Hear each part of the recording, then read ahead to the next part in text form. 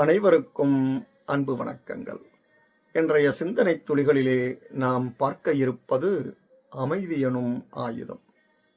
தன்னுடைய செயலும் வார்த்தைகளும் மட்டும்தான் சரியென வாதாடுபவர்கள் மத்தியில் உங்கள் அமைதியை மட்டும் ஆயுதமாக வைத்துக் கொள்ளுங்கள்.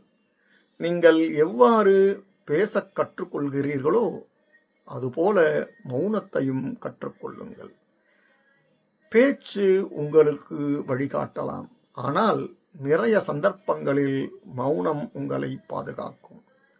மௌனம் சிலருக்கு கோபத்தின் வெளிப்பாடு, சிலருக்கோ நிரந்தரமான சுதந்திரம். உங்களைத் தவிர வேறு யாரும் உங்களுக்கு அமைதியை தரவே முடியாது என்பதை உணர்ந்து செயல்படுங்கள். நன்றி, வணக்கம்.